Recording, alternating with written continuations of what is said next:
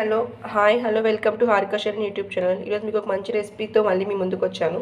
ఇదేమంటే మునగాకు పప్పు అండి. ఇందుకు కావాల్సిన పదార్థాలు మునగాకు, ఉప్పు, పసుపు, తెల్లగడ్డ, ఒట్టిమిరపకాయలు, టమోటాలు, చింతపండు, కరివేపాకు. అలాగే మనము పప్పు పోపు పెట్టుకోవడానికి సాసవులు, జీలకర్ర అండి. ఇందులో మెయిన్ ఇంగ్రీడియంట్ కందిపప్పు. కందిపప్పుతో మనం పప్పు చేస్తున్నాం. కందిపప్పు మెయిన్ ఇంగ్రీడియంట్. ఇది ఎలా ప్రాసెస్ చెప్తాను. ఫస్ట్ కందిపప్పు కుక్కర్లో వేసుకోవాలి. తర్వాత మునగాకు, మనకు ఎంత క్వాంటిటీలో కావాలో అంత మునగాకు. నేనైతే ఇంత క్వాంటిటీ వేసుకుంటున్నాను. మునగాకుతో మనకు చాలా ఆరోగ్య ప్రయోజనాలు ఉన్నాయండి. రోజు మునగాకు తీసుకోవడం వల్ల మన హెల్త్ అనేది చాలా బాగుంటుంది. ఇందులో ఐరన్ అవన్నీ ఉంటాయి. ఇది మునగాకు, కందిపప్పు. ఫస్ట్ దీన్ని వాష్ చేసుకొని స్టవ్ మీద పెట్టుకోవాలి.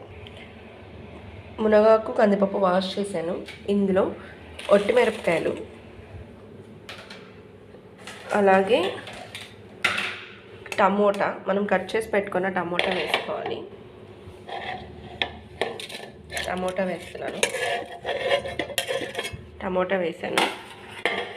తర్వాత చిన్న నిమ్మపండు సైజు చింతపండు,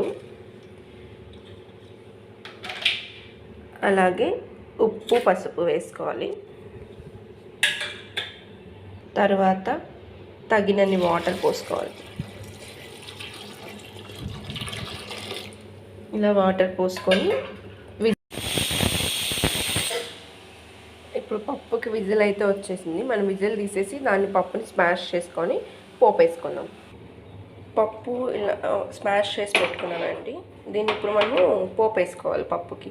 అందుకు స్టవ్ మీద బాండ్లీ పెట్టుకొని అందులో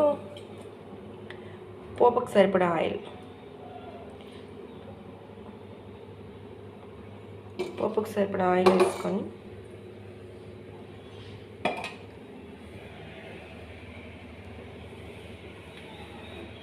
ఆయిల్ హీట్ అవ్వగానే ఫస్ట్ సాసవులు, ఆవాలు, జీలకర్ర, తర్వాత ఒట్టిమిరపకాయలు, తెల్లగడ్డ కొంచెం స్మాష్ చేసుకొని వేసుకోవాలి. ఇది చిట్టపట్టమన్నాక తర్వాత కరివేపాకు, తర్వాత ఆనియన్, ఇలా అన్నీ వేసుకొని ఫ్రై చేసుకోవాలి.